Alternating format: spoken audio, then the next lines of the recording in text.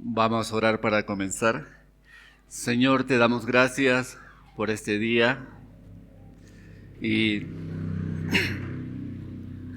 también te pedimos, Señor, tu ayuda, que tu Espíritu Santo sea obrando a través de mí, Señor, a exponer tu palabra y también en los corazones de mis hermanos al escucharla. Que tú me ayudes, Señor, a poder compartirla de manera clara y que se pueda entender, Señor. Gracias por este día y también por mis hermanos que están acá. Gracias por ellos, por los niños también, Señor. En el nombre de Jesús, amén.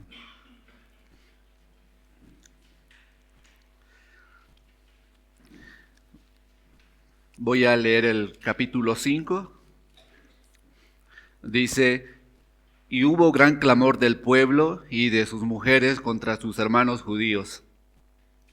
Había quienes decían: nosotros, nuestros hijos y nuestras hijas, somos muchos, por tanto, que se nos dé trigo para que comamos y vivamos. Había otros que decían: nosotros tenemos que empeñar nuestros campos, nuestras viñas y nuestras casas para conseguir grano a causa del hambre. También había otros que decían: hemos pedido dinero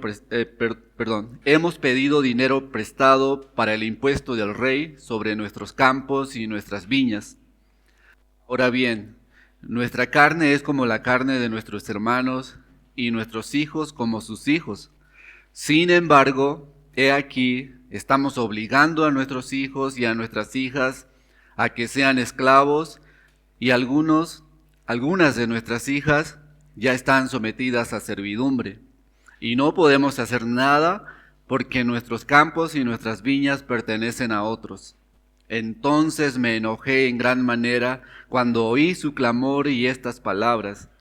Se rebeló mi corazón dentro de mí, y contendí con los nobles y con los oficiales y les dije: estáis cobrando usura cada uno a su hermano.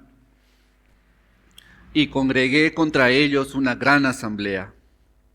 Y les dije: nosotros, conforme a nuestras posibilidades, hemos redimido a nuestros hermanos judíos que fueron vendidos a las naciones. ¿Y ahora venderéis a vuestros hermanos para que sean vendidos a nosotros? Entonces se quedaron callados y no hallaron respuesta. Y agregué: no está bien lo que hacéis. ¿No debéis andar en el temor de nuestro Dios a causa del oprobio de las naciones enemigas nuestras?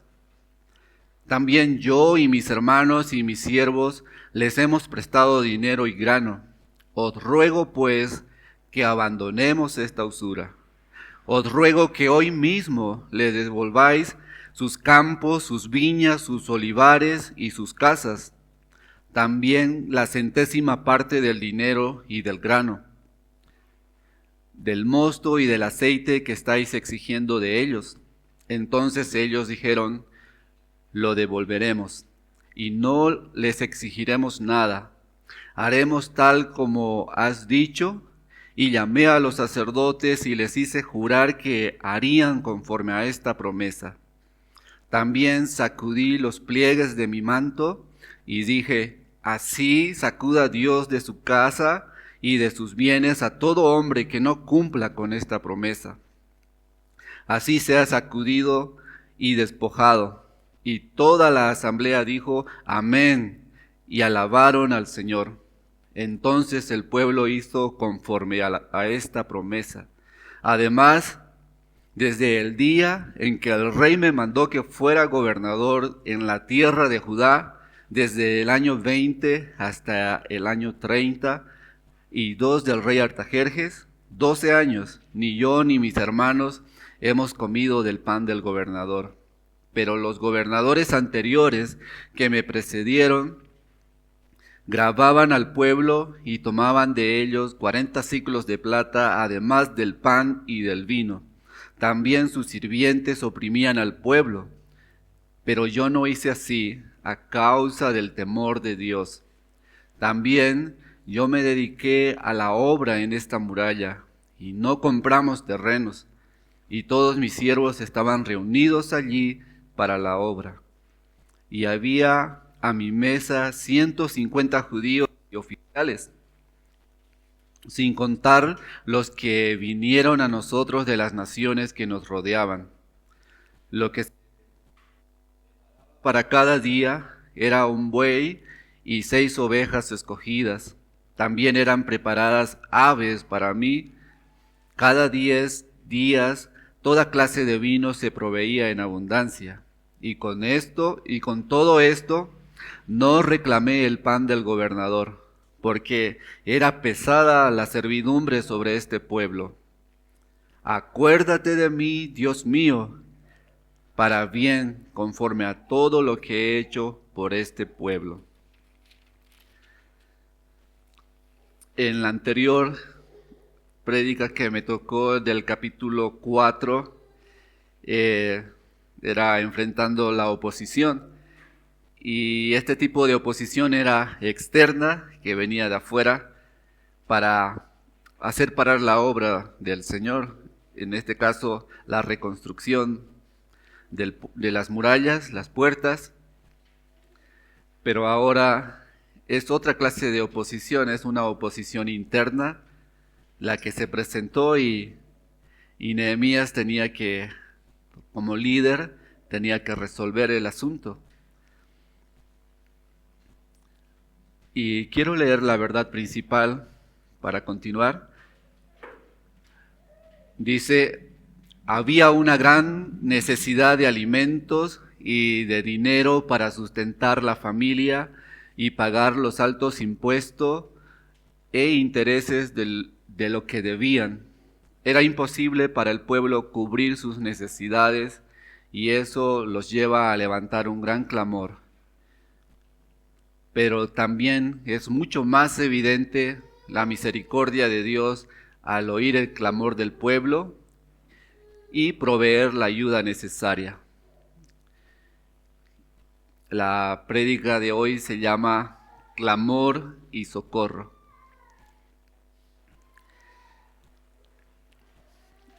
Mi primer punto: un clamor desesperado y por socorro. Versículos del 1 al 5. Y lo voy a leer. Y hubo gran clamor del pueblo y de sus mujeres contra sus hermanos judíos. Había quienes decían: nosotros, nuestros hijos y nuestras hijas, somos muchos, por tanto, que se nos dé trigo para que comamos y vivamos.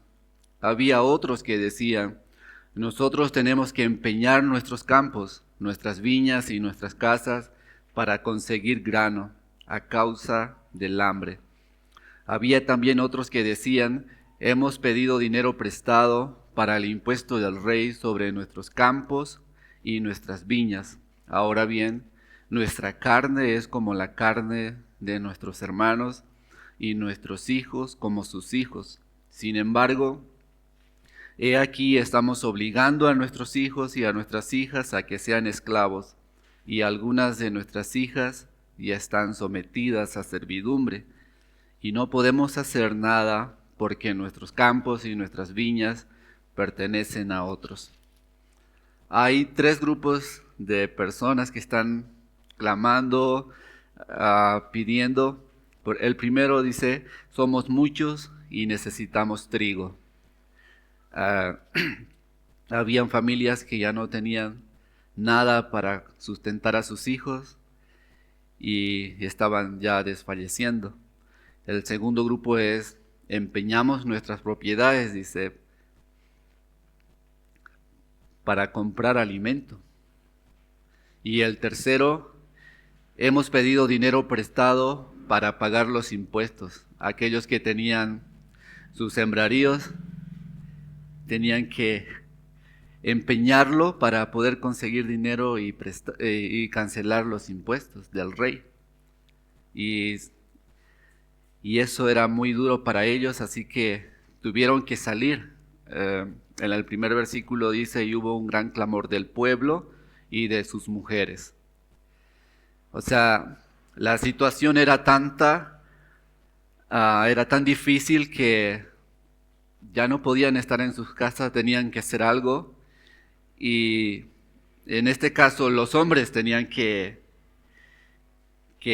hacer algún reclamo o hablar con el propio Nehemías, pero vemos que también las mujeres salieron a clamar, a decir, estamos en esta situación, nuestros hijos. La situación es muy difícil, que no solo el pueblo, escribí, sino que también las mujeres clamaron contra sus hermanos judíos.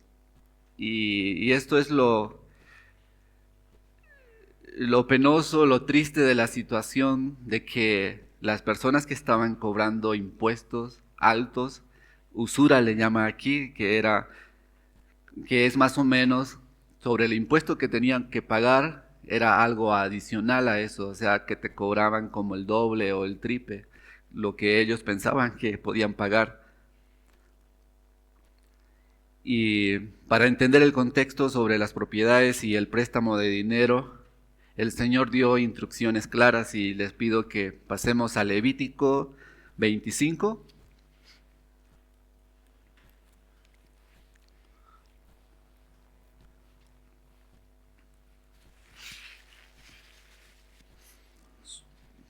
Sobre propiedades, Levíticos 25, 23 al 28.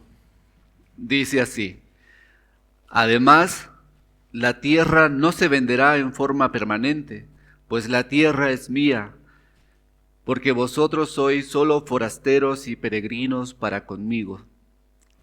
Así que a toda tierra en posesión vuestra otorgaréis el derecho de ser redimida.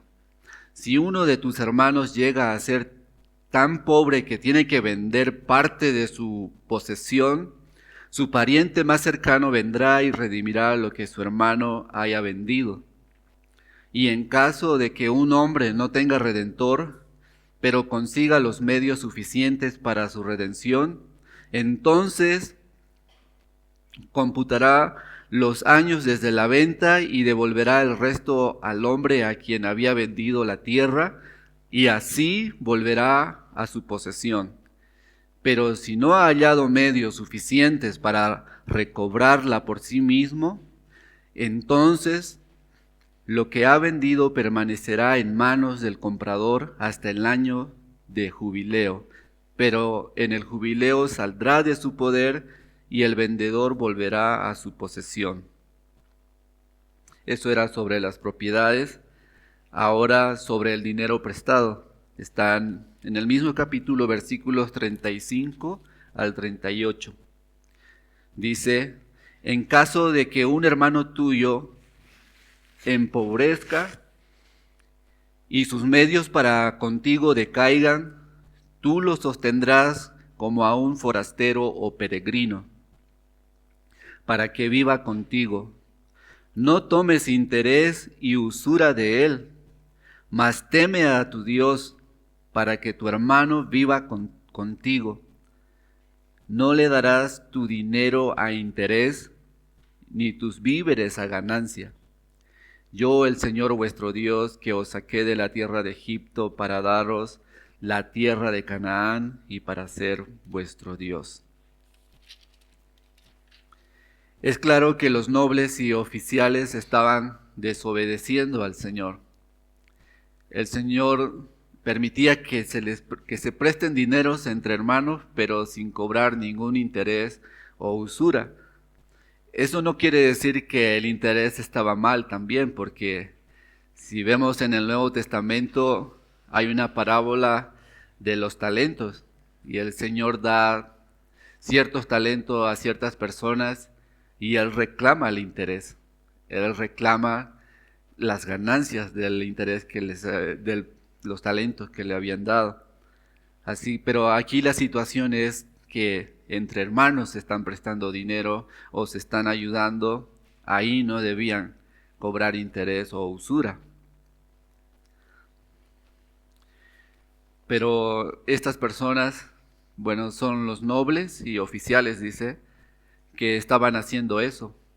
Ellos prestaban dinero a cambio de un interés, y si no lo podías cubrir, tenías que ya sea empeñar tu tu propiedad, tu campo, tu viña, como decía aquí, para poder conseguir el dinero.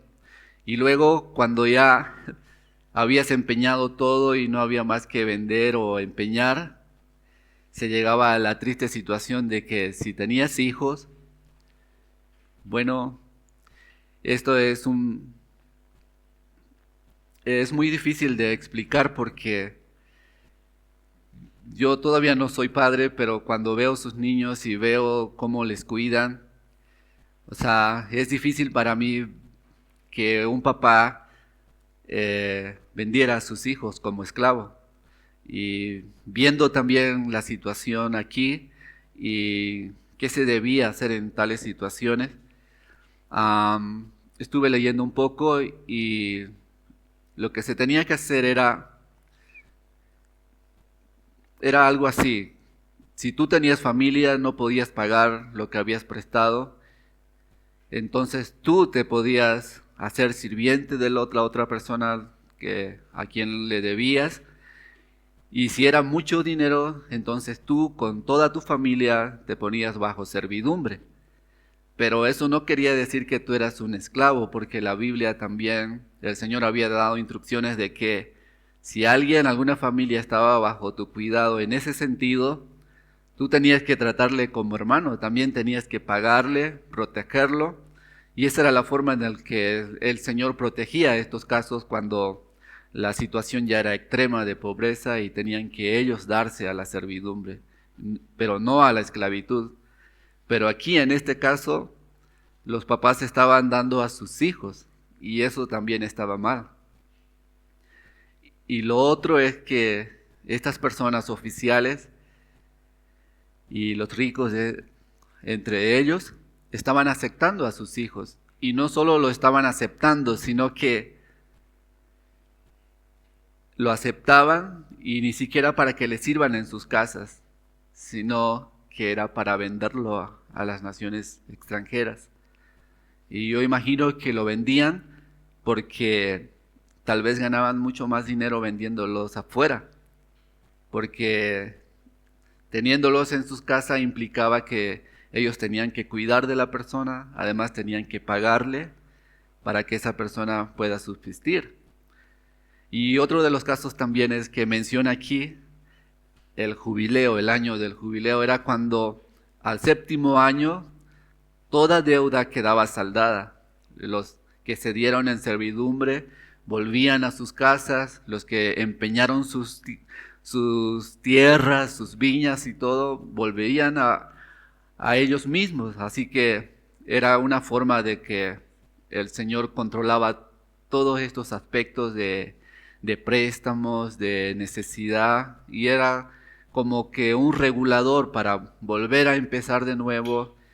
Pero vemos que la situación de Israel, de Judá en este tiempo, ellos estaban apartados de la palabra y habían desobedecido al Señor, y sobre todo estaban bajo la servidumbre de otra nación que los había conquistado.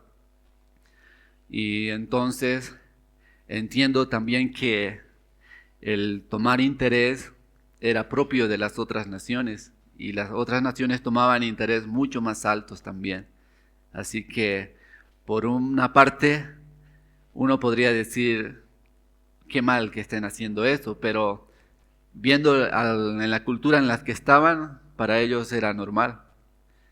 Y era normal también que no importaba si era tu familia, tu hermano, cuestión de que tú prestas algo y tenían que devolverte, y con tanto de interés, ¿no?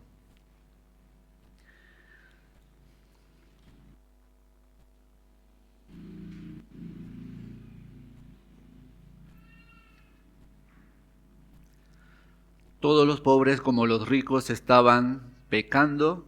Los ricos sacaban ventaja de la necesidad de los pobres, pero los pobres vendían a sus hijos como esclavos, lo cual es pecado también. Y quiero que en el mismo capítulo de Levíticos 25, en el versículo 39 al 42, vamos a leerlo. 39 al 42. Y dice: y si un hermano tuyo llega a ser tan pobre para contigo que se vende a ti, no lo someterás a trabajo de esclavo. Estará contigo como jornalero, como si fuera un peregrino. Él servirá contigo hasta el año de jubileo. Entonces saldrá libre de ti él y sus hijos con él, y volverá a su familia para que pueda regresar a la propiedad de sus padres. Porque ellos son mis siervos, los cuales saqué de la tierra de Egipto. No serán vendidos en venta de esclavo. Y lo que vemos es que estas personas hacían todo lo contrario, ya sea los pobres que estaban vendiendo sus propiedades y los ricos que compraban también, todos estaban pecando en esta parte. Y cuando comencé a leer este capítulo, a meditarlo, fue muy difícil para mí el poder ir entendiendo qué el Señor está tratando de decir o qué quiere enseñarnos. Y tal vez no es todo lo que quiere enseñarnos, pero en lo que yo pude meditar encontré algunos puntos que voy a ir desarrollando.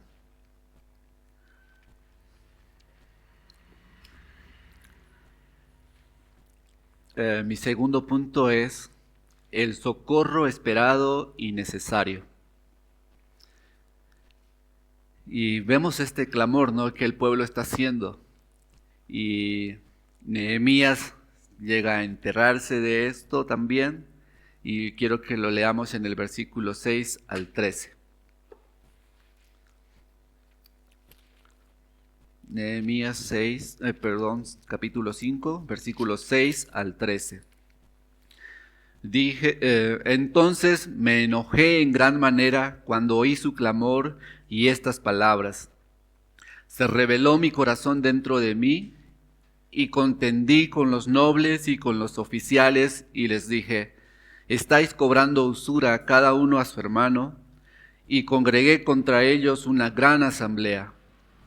Y les dije: nosotros, conforme a nuestras posibilidades, hemos redimido a nuestros hermanos judíos que fueron vendidos a las naciones. Y ahora, ¿venderéis a vuestros hermanos para que sean vendidos a nosotros? Entonces se quedaron callados y no hallaron respuesta. Y agregué: no está bien lo que hacéis. ¿No debéis andar en el temor de nuestro Dios a causa del oprobio de las naciones enemigas nuestras? También yo y mis hermanos y mis siervos les hemos prestado dinero y grano. Os ruego pues que abandonemos esta usura. Os ruego que hoy mismo les devolváis sus campos, sus viñas, sus olivares y sus casas.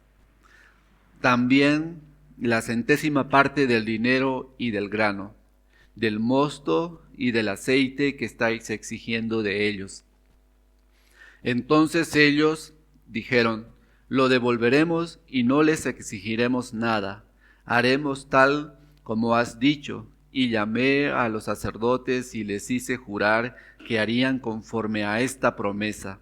También sacudí los pliegues de mi manto y dije: así sacuda Dios de su casa y de sus bienes a todo hombre que no cumpla esta promesa. Así sea sacudido y despojado. Y toda la asamblea dijo: amén. Y alabaron al Señor. Entonces el pueblo hizo conforme a esta promesa. El enojo de Nehemías es justo. Nada justifica que estos ricos estaban haciendo con sus propios hermanos. Y aunque se enojó en gran manera, él no actuó bajo el calor de las emociones.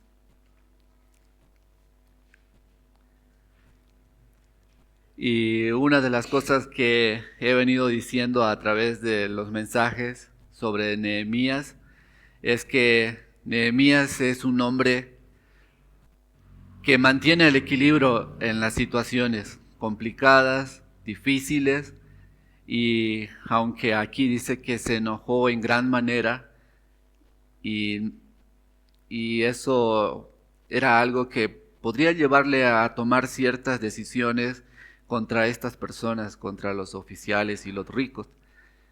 Y pensándolo bien, si ustedes analizan también la autoridad de Nehemías, vemos que Nehemías él tenía todo el apoyo que se requería para tomar decisiones drásticas con estas personas, porque él fue enviado desde Babilonia por el propio rey.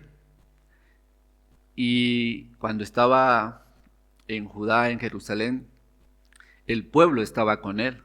Entonces, si él hubiera querido decir, hay que despojarle a estas personas de lo que es suyo, el pueblo iba a estar más que de acuerdo, y mucho más el rey también, porque era una persona, Nehemías, de confianza del rey, así que yo imagino que todo tenía a favor para actuar de esa forma, pero no lo hace así. El versículo 7 dice, se rebeló mi corazón dentro de mí. Yo no podía entender esta parte que decía, se rebeló mi corazón dentro de mí. Lo releía, volvía a releer, y contrastándolo con la emoción que él tenía de gran enojo, y ahora que su corazón se rebele contra él. Pero a Dios gracias por las otras versiones que aclaran un poco el lenguaje.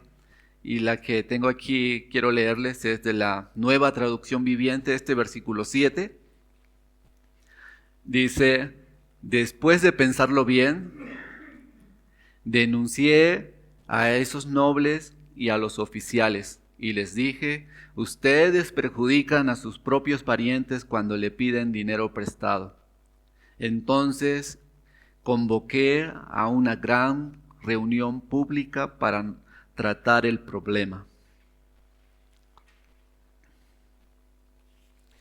Y entonces vemos que trata de que él se calmó, tuvo que reflexionar, tuvo que pensar bien las cosas, cómo hacer.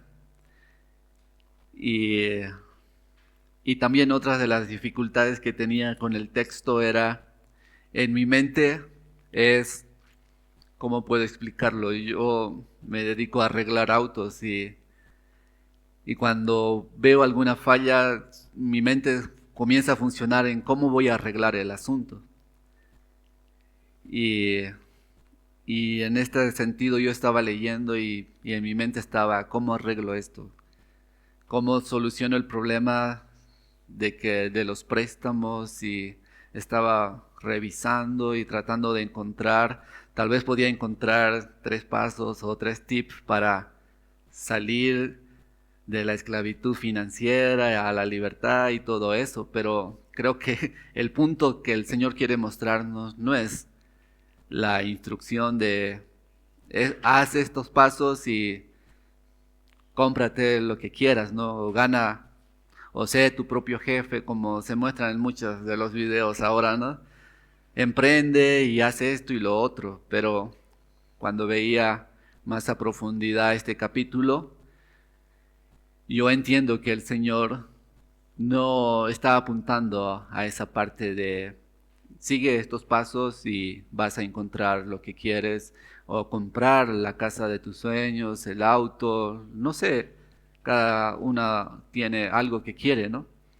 Y lo que sí vi y encuentro en este texto es que Nehemías piensa bien las cosas. Y él trata de mostrarles a estos oficiales, a estos nobles, lo que él está haciendo con el pueblo.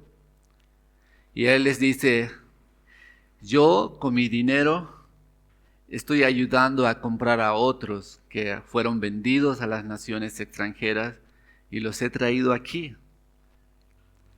Mis familiares también han dado para este propósito de redimir a otros que están en la esclavitud. Y él está diciendo esto a los nobles. Y ahora los nobles están ahí escuchando. Y lo interesante es que los nobles estaban haciendo todo lo contrario. Ellos estaban utilizando sus dineros, sus bienes, para multiplicarlo, pero ¿a costa de qué? de las propiedades de sus propios hermanos, de los hijos de sus propios hermanos. Y yo entonces entendí que el Señor quiere mostrarnos en esto de lo que están haciendo, el actuar de Nehemías, el actuar de los nobles, es que Él nos está apuntando a nuestro corazón. Porque es allí cuando nosotros tomamos decisiones dependiendo qué hay en nuestro corazón. Si nuestro corazón está correcto, vamos a tomar decisiones correctas, porque vamos a pensarlo bien, vamos a meditarlo.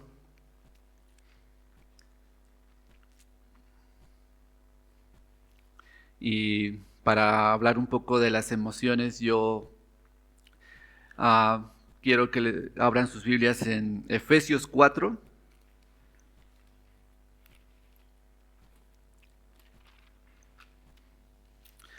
Versículo 26 al 27. Dice: airaos, pero no pequéis, no se ponga el sol sobre vuestro enojo, ni deis oportunidad al diablo. Y creo que esto fue lo que hizo Nehemías, ¿no? Nehemías se enojó en gran manera, pero no dejó que eso controlara sus decisiones, lo que él tenía que hacer, sino que en el versículo 7 él se calma, analiza la situación y recién toma acción. Y creo que esto es lo que dice Efesios también: ni deis oportunidad al diablo, dice. Y se le da oportunidad al diablo cuando actuamos impulsivamente, ¿no?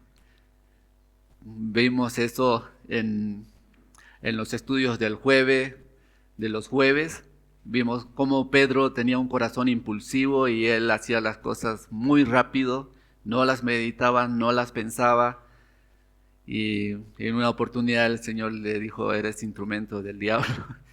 Imagínense eso en las decisiones que se toma a diario.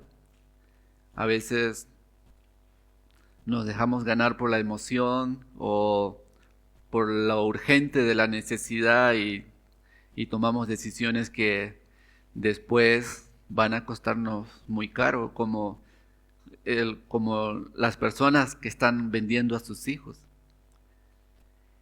Y otro de los aspectos también aquí es que ellos estaban trabajando en la muralla, estaban reconstruyendo las puertas. Y yo me ponía a pensar, meditando sobre esto, ellos están trabajando. Nehemías en el capítulo 4 le dicen: tengan ánimo, el Señor está con nosotros y está por nosotros. Y cuando ves a todas estas personas trabajando, esforzándose, obedeciendo lo que Nehemías le estaba instruyendo a ellos, estaban dando lo mejor de ellos. Y ahora yo me hacía la pregunta era: yo los veo aquí a ustedes, pero no veo lo que están atravesando o lo que están viviendo en casa con sus hijos. Y eso me llevaba a reflexionar mucho en las dificultades. Yo sé que cada familia tiene sus dificultades, sus retos. Y me llevaba a pensar y preguntándole al Señor: ¿qué tratas de decirme? Que medite en esto. Y lo que veo es que el Señor, Él tiene cuidado de todos los aspectos de nuestra vida. Y una de las cosas que es muy importante para Él, y entiendo así, es la familia, los niños. Porque Nehemías, al escuchar eso, se enojó bastante. Él no esperó 2 días, 3 días para decir: a ver, voy a pensar cómo les convenzo a los nobles o a los oficiales de que devuelvan las propiedades. A veces la cultura nos muestra que los ricos han obtenido sus riquezas de mala forma. Y yo no creo que sea así en todos, ¿no? Pero en una gran mayoría sí. lo piensa. Y hay sistemas políticos que dicen que tienes que quitarle a los ricos para darle a los pobres. Y yo estaba pensando en todos esos asuntos cuando veía a Nehemías tratar esto. Y Nehemías no trata así el asunto de quitar las pertenencias de los ricos para dárselo a los pobres. Vemos que él piensa bien las cosas, y lo que yo entiendo es que él trató de ver cuál era la forma bíblica de resolver este asunto. Porque el asunto es que si él iba a actuar de una forma que, por decir así, despojara a los ricos de sus pertenencias para dárselo a los pobres, iba a agravar el asunto, porque la idea no es favorecer a uno y desfavorecer a otros. Y si él hubiera hecho eso, tal vez el pueblo lo hubiera visto bien, decir estos ricos se lo merecen, deben estar viviendo así porque ellos han actuado mal. Pero la sabiduría de Dios en todo esto es muy, muy grande, y yo pensaba mucho en eso a la medida que iba leyendo el capítulo. Veía cómo el Señor está obrando a través de Nehemías en esto. Nehemías actuó bíblicamente haciendo lo que el Señor ya había instruido antes. Las pertenencias se podían alquilar pero no vender. Y al 7º año se podía recuperar las tierras. Y si no podías recuperar las tierras, como vimos en el libro de Ruth, podías recurrir a un pariente redentor que pague tus deudas y redima todo lo que se había perdido. Y viendo el asunto de aquí, lo que también pude ver claramente es que la gracia del Señor está actuando en los pobres y en los ricos. En los pobres porque ellos habían pecado al vender a sus hijos, al tomar esas decisiones tan drásticas, y los ricos habían pecado al tomar eso, al aprovecharse de esa necesidad para enriquecerse más. Y el Señor está obrando en ambos. Le está mostrando a los pobres que han pecado también, y a los ricos también que han pecado, y que las pertenencias tenían que devolverlas. Y al hacer eso, la sabiduría del Señor es esta. Él está redimiendo a los pobres, y también le está dando la oportunidad a los ricos, a los nobles o oficiales, como los llama aquí, de hacer las cosas correctas. Y eso no los iba a llevar a que los pobres continúen odiando a los ricos y que los ricos continúen oprimiendo al pobre, sino que la gracia del Señor era para ambos bandos. Y eso era un gran motivo de gratitud al Señor, porque en su sabiduría Él no deja fuera a unos y a otros, sino que cuando reconocemos nuestros pecados, Él obra, y obra en ambas partes. Y Él estaba haciendo eso a través de Nehemías y a través de los nobles y los pobres.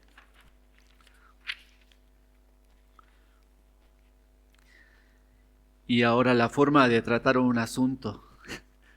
Vemos aquí, este asunto era de orden público, pero la norma es esta. Mateo 18, le pido que vayan ahí.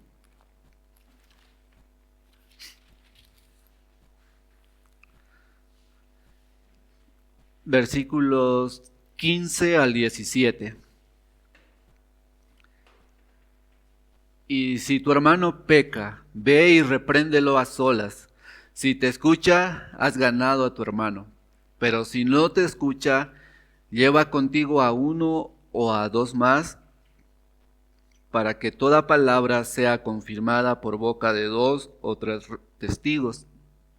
Y si rehúsa escucharlos, dilo a la iglesia, Y si también rehúsa escuchar a la iglesia, sea para ti como el gentil y el recaudador de impuestos.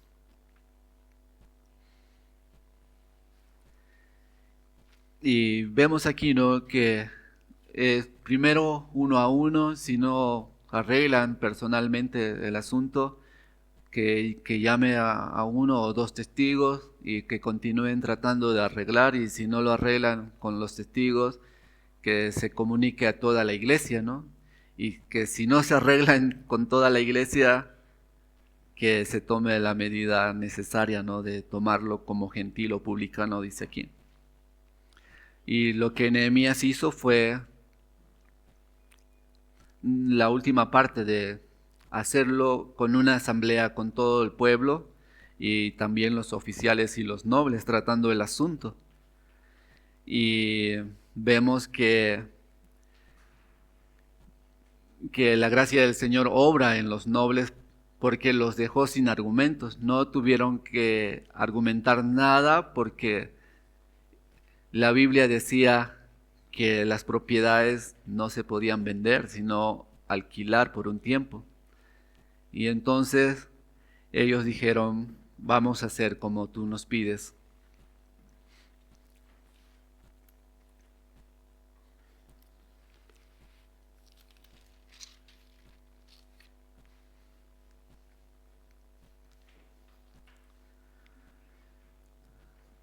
Y ahí yo anoté aquí, dice, Nehemías habló claramente con los ricos, o sea, los nobles y oficiales delante de la asamblea. Hizo una comparación entre lo que él estaba haciendo, o sea, buscando redimir a sus hermanos judíos de la esclavitud en los países vecinos y que todos vuelvan a caminar, y esto es importante, en el temor del Señor. Pero los ricos hacían todo lo contrario, vendían a sus propios hermanos a las naciones vecinas como esclavos. Los ricos prestaban dinero y cobraban altos intereses. Pero Nehemías y sus familiares hacían todo lo contrario, tenían que comprar a estas personas también.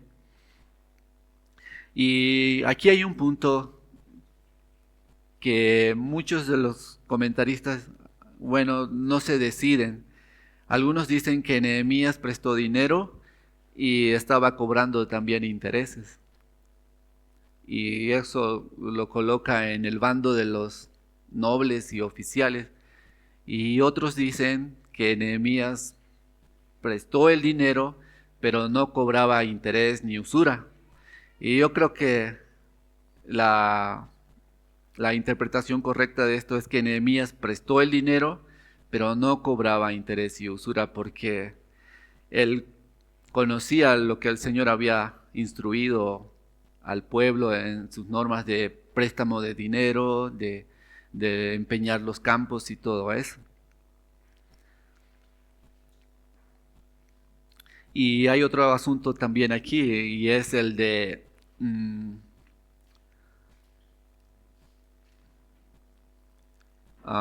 les hizo jurar el juramento. Es algo importante para las personas en ese tiempo. Si dabas tu palabra, tenías que cumplirla.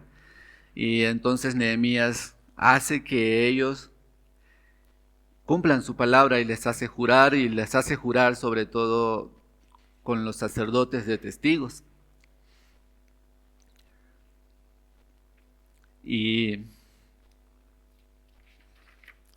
Y por esa razón yo escribí el título de este segundo punto, el socorro esperado y necesario. Las personas estaban clamando por ayuda, y algo que debemos notar es que las personas no estaban diciendo devuélvanos nuestras casas, nuestros hijos, sino que estaban diciendo ya no podemos más, no tenemos con qué más hacer las cosas. Y creo que eso también dice mucho de cómo pedir las cosas, de cómo hacer un reclamo o de cómo expresar lo que estás pasando. Creo que muchas veces nuestros reclamos van más por el lado de la emoción y de lo que estamos sintiendo, el enojo, antes de pensar realmente en lo que verdaderamente necesitamos. Y veía aquí también la sabiduría de Nehemías al tratar el asunto, y esto nos muestra también en qué sentido, en qué dirección deberíamos ir cuando hacemos algún reclamo, ¿no? Cuando digamos, o no estamos de acuerdo en algunas cosas que se llevan en la iglesia, o en las cosas que no se están haciendo, que deberían, y hay muchas cosas, ¿no? Y mucho más ahora en este tiempo, porque unos dicen debería haber escuela dominical para los niños, adolescentes, preadolescentes y todo eso, ¿no? Y la mayoría cuando llega a un lugar dice, ¿por qué no hay esto? ¿Por qué no cantan de esta forma? ¿Por qué no se saludan así?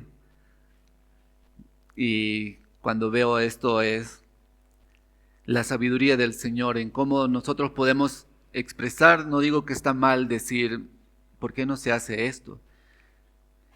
Lo que está mal es decirlo así como el pueblo, no clamar de una manera pública y decir, no, en esta iglesia no se hace esto, lo otro, sino que debemos hacerlo con la persona idónea que puede ayudarnos a resolver el asunto. Por ejemplo, si es un asunto público de la iglesia, ¿quién más idóneo como los pastores? Acercarse a ellos y decir, mira, estoy viendo esto, tal vez no lo entiendo de la manera correcta, pero esta es la situación y quisiera que me la expliques, ¿no? Y así uno se evita tantos problemas, porque si tú te quedas con eso y en vez de ir a la persona idónea para resolver eso, vas a todos diciendo, la iglesia no hace esto y todo eso, y vas llenando las mentes de los demás también con todo eso.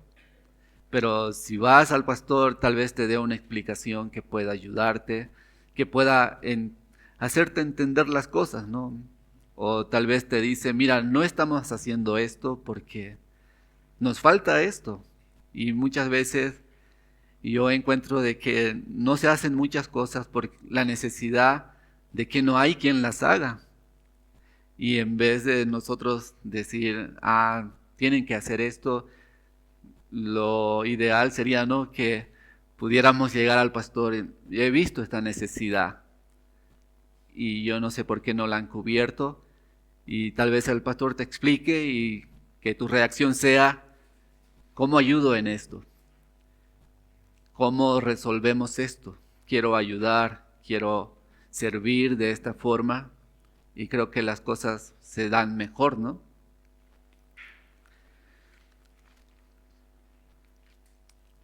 Entonces, después del juramento, Nehemías, hizo todo eso para que las personas pudieran cumplir con lo que estaban diciendo. Ahora pasemos a mi tercer punto, que es la garantía del socorro.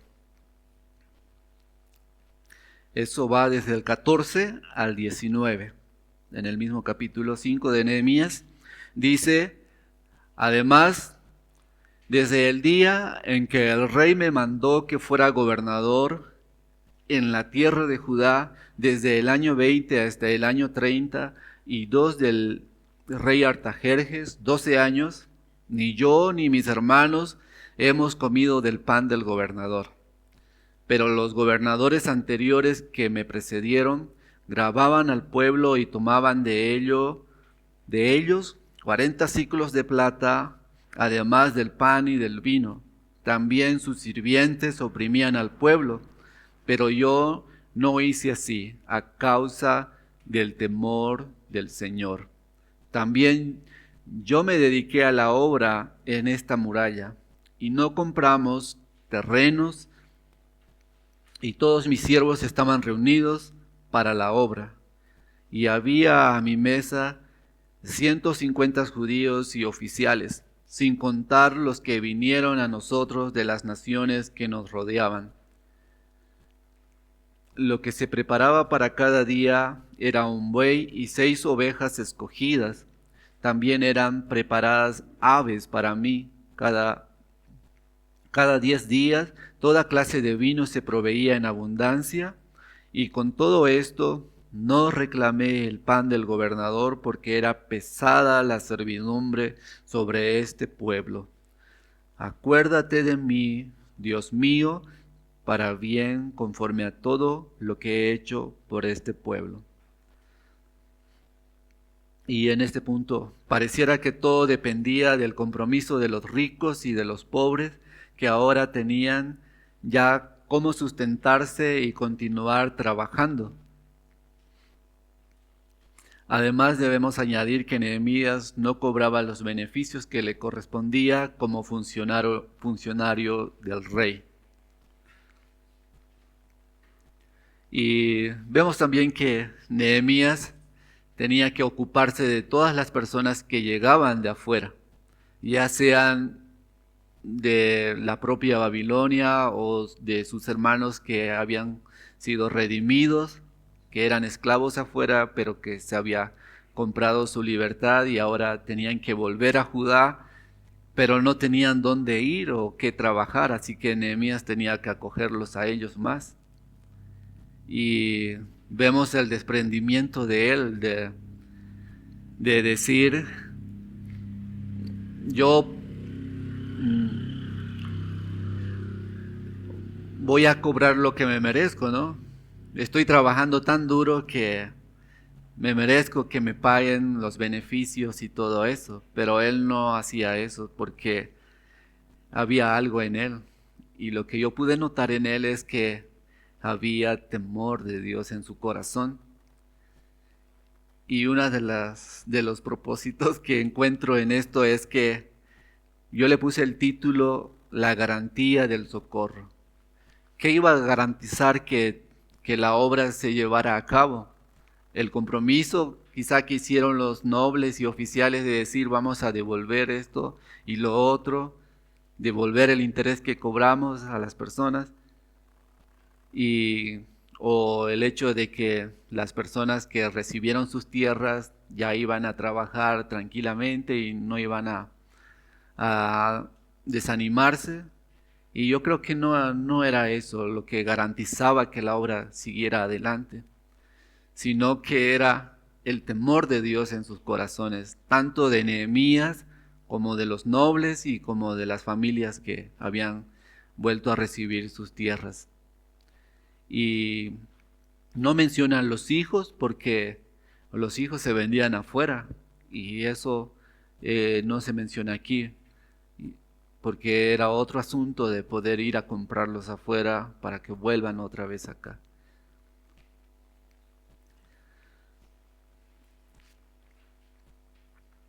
Apunte esto, dice, el temor del Señor en los corazones de Nehemías y en las personas del pueblo garantiza que el Señor proveería la ayuda necesaria para el sustento de las familias y la reconstrucción de la muralla. Y en base al temor del Señor en la vida de Nehemías es que puede orar las palabras del versículo 19, confiando en que el Señor responderá. El versículo 19 dice, acuérdate de mí, Dios mío, para bien, conforme a todo lo que he hecho por este pueblo. Y si recordamos anteriormente, Nehemías había hecho una oración imprecatoria contra sus enemigos, pero ahora está haciendo esta petición, acuérdate de mí. Dice, para bien, conforme a todo lo que he hecho por este pueblo. Y él se está amparando, pareciera que dijera, yo he trabajado mucho por este pueblo y tienes que ayudarme. Pero si lo vemos un poquito más profundamente, él no está diciendo eso. Lo que él está diciendo, Dios mío, yo te he obedecido. He buscado lo que tú me has mandado a buscar. He hecho lo que tú me has dicho que haga. Y yo confío en tu carácter. Y yo quiero que tú obres en esto. Por eso él dice, acuérdate de mí. Y pensaba en lo práctico, ¿no? Nuestras oraciones. ¿Alguna vez le han dicho al Señor, Señor, haz memoria de mí. He caminado obedeciendo tus mandamientos, he buscado el bien de tu pueblo y necesito que puedas responder esto. Y yo creo que muchas veces el sentido de culpa, el sentido de que no merecemos nada, nos lleva a siempre estar sin esa confianza en el Señor. Y yo creo que esto nos está mostrando, no es el hecho de que nos merecemos que el Señor nos responda, nos dé esto y aquello, sino que el hecho de que nosotros reconozcamos que estamos bajo su autoridad, que estamos obedeciéndole y que en ese sentido podemos decir: Señor, acuérdate de mí, acuérdate de mis hijos, estoy instruyéndolos en los caminos del Señor. Acuérdate de ellos, que te conozcan, que te sirvan, pero no es yo declaro que esto es así, o no recibo un no como respuesta, como dice alguien, ¿no? Sino que es nuestra actitud, cómo nos conducimos al Señor y la confianza que tenemos en el mismo Señor de que Él puede hacer conforme a su voluntad. Tengo algunas aplicaciones. Dice: cuando tenemos alguna observación, queja o reclamo, ¿la hacemos al calor de las emociones? ¿O como Nehemías nos detenemos a reflexionar y luego actuamos bíblicamente? ¿El temor del Señor es la causa de tu conducta y la razón del por qué haces lo que haces? ¿El bien de tu hermano es una prioridad en tu vida al punto de dar lo tuyo para su bien?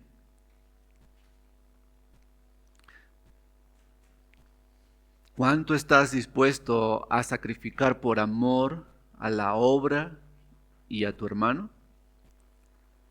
¿Nuestra confrontación al hermano está basado en la Biblia o en nuestra conveniencia? Y yo quería terminar con esta porción de Filipenses 2, le pido que vayan ahí.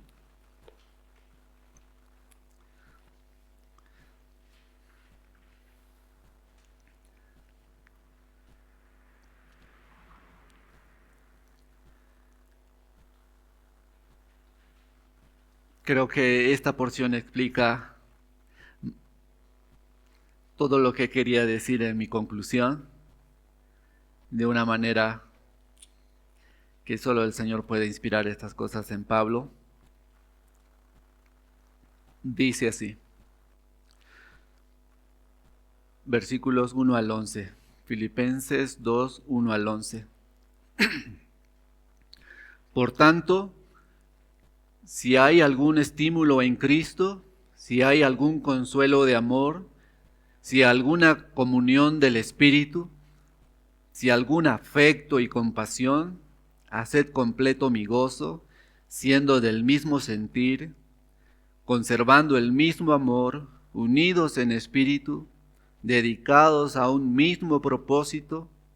Nada hagáis por egoísmo o por vanagloria, sino que con actitud humilde cada uno de vosotros considere al otro como más importante que a sí mismo, no buscando cada uno sus propios intereses, sino más bien los intereses de los demás.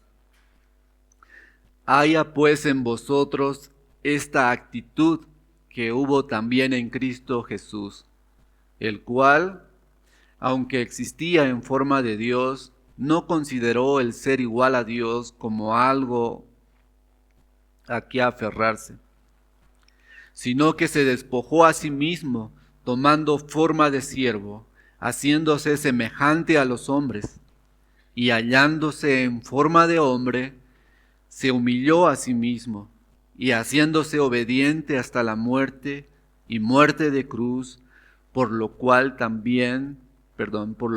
Dios también le exaltó hasta lo sumo, y le confirió el nombre que es sobre todo nombre, para que al nombre de Jesús se doble toda rodilla, de los que están en el cielo y en la tierra y debajo de la tierra, y toda lengua confiese que Jesucristo es Señor, para gloria de Dios Padre. Yo espero que puedan meditar en Nehemías 5 y en esta porción de Filipenses también, y que el Señor continúe ayudándonos en esta obra, en el trabajo que se hace también. Hay mucho trabajo por hacer, pero lo que también doy gracias al Señor es que el Señor está obrando, y una de las cosas que me llenó de gratitud al ver es los niños de Andrada, cómo la palabra del Señor de alguna forma ya está haciendo efecto en ellos. Está el Señor obrando y hay necesidades que cubrir, pero yo sé que con la ayuda del Señor va a proveer lugar, va a proveer personas, y doy gracias al Señor por la iglesia, por los pastores y también por ustedes, hermanos. Que el Señor bendiga su obra, nos ayude, nos provea lo que necesitamos. Son tiempos difíciles, pero nuestra confianza está en el Señor. Oremos. Señor, gracias por este día. Gracias por tu palabra. Gracias también por mis hermanos, Señor. Gracias por tu obra. Y yo sé que como es obra tuya, Señor, las cosas se hacen a tu manera. Y tu manera siempre, Señor, es buena, siempre es perfecta. Nos ayuda a todos. Trabaja en todo, Señor, como lo vimos en el capítulo 5 de Nehemías, Señor. En todas las personas tu gracia es suficiente para todos, Señor, si se arrepienten, si te reconocen, Señor, y si en sus corazones hay temor tuyo, Señor. Y yo te pido, Señor, que nos infundas aliento, fuerza, Señor, que puedas responder nuestras oraciones en base de que hemos obedecido, Señor, a tu palabra, y si no lo estamos haciendo, Señor, que podamos arrepentirnos. Y hoy, Señor, con mucha más bendición que Nehemías, Señor, él pudo decir, acuérdate de mí por lo que he hecho, pero hoy nosotros podemos clamar mucho más diciendo en el nombre de Cristo, porque Él ha hecho lo que nosotros no podemos hacer. Y en el nombre de Él, Señor, podemos venir delante de ti y pedirte que a través de Cristo, Señor, te acuerdes de nuestras necesidades, de los que no te conocen, Señor, como los niños de Andrada, Señor, de nuestras familias, de los familiares, Señor, que necesitan tu palabra también, pero que nos utilices también, Señor, como medios para que ellos puedan escuchar de ti. En el nombre de Jesús, amén.